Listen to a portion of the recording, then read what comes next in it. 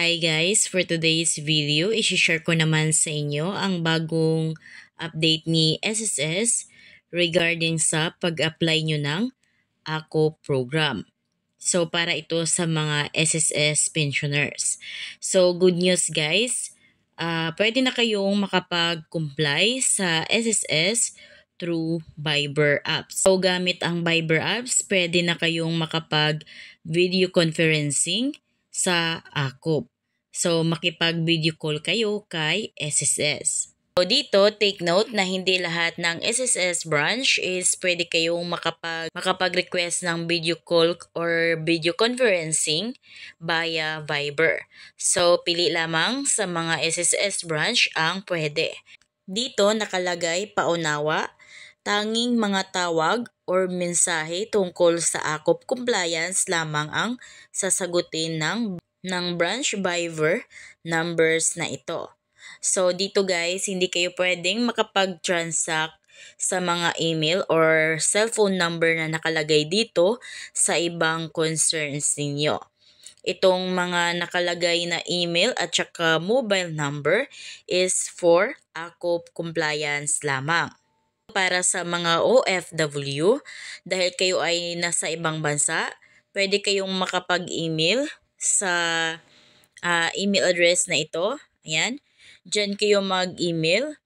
Dito kayo mag-contact kay SSS kung gusto ninyong mag-request ng ACOP video call via Viber.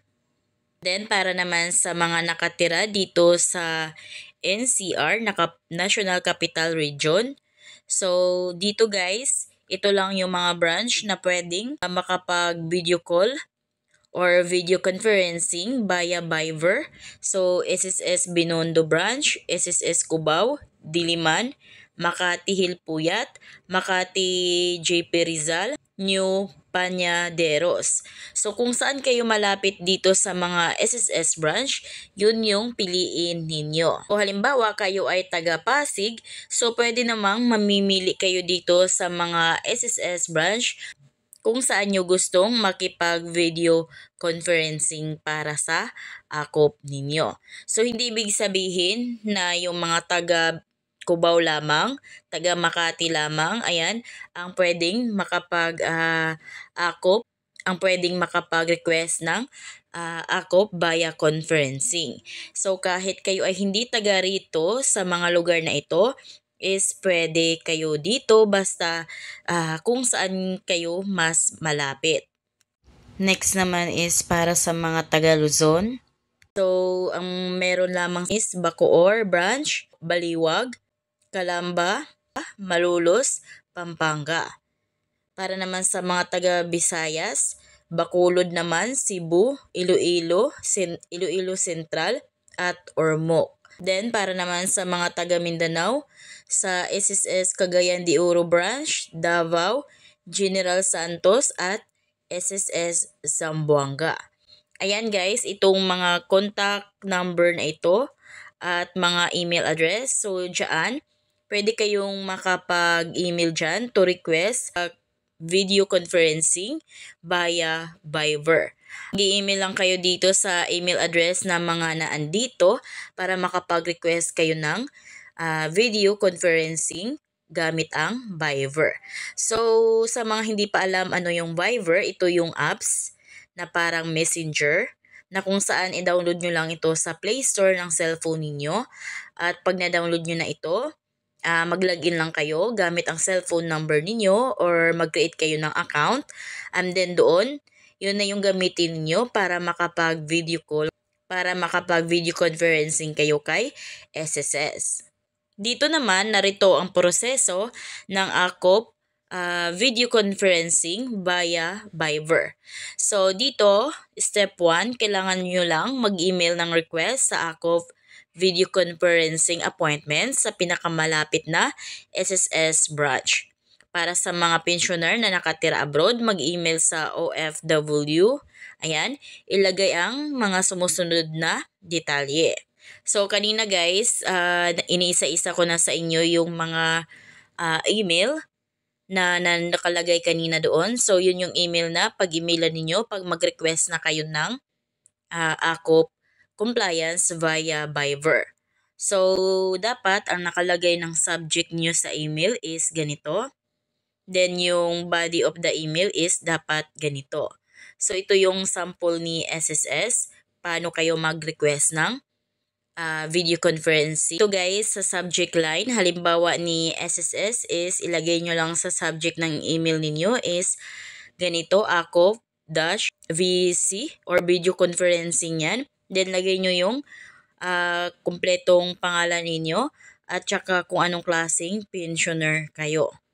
Tapos sa body of your email naman is dapat nakalagay dyan kung kailan yung gusto nyong date at saka oras na gusto ninyo. Then dapat nakalagay din doon yung SSS number ng miyembro o kaya ng namatay na miyembro.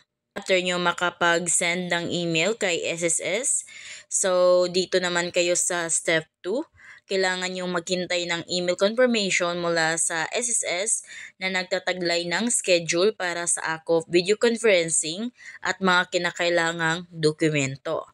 Ayan, so after nyo makapag-email ng ganito kay SSS, maghintay lamang kayo ng email confirmation na galing kay SSS para sa schedule ninyo.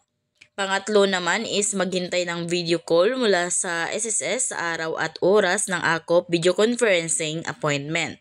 So sa mismong pinili ninyong date at saka time, kayo yung maghintay na tawagan kayo ni SSS through Viber. Pang-apat naman is sagutin ang mga tanong sa online interview at magpakuha ng picture or photo sa nagsasagawa ng video conferencing na hawak ang inyong pensioner's ID. Dapat bago mag-start yung video conferencing ninyo is nakahanda na yung valid ID ninyo. Dahil pipicturan kayo ni SSS na hawak nyo yung ID ninyo.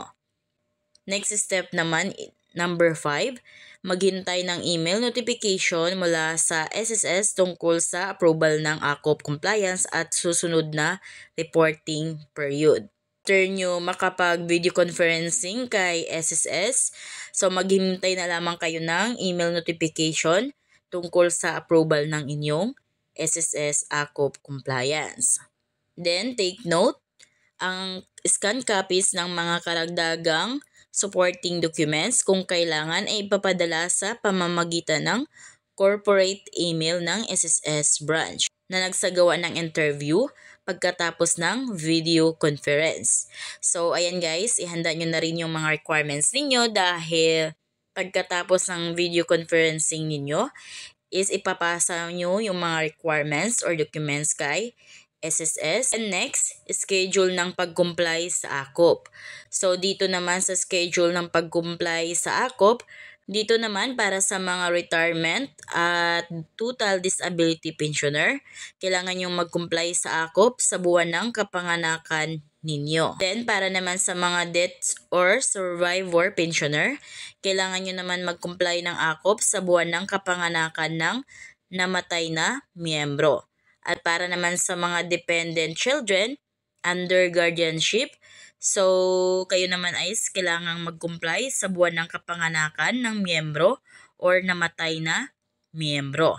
Yan yung bagong update ni SSS regarding sa SSS AKOF. So kung kayo bago sa aking vlog, please consider to subscribe para updated kayo lagi sa mga videos ko. Thank you for watching!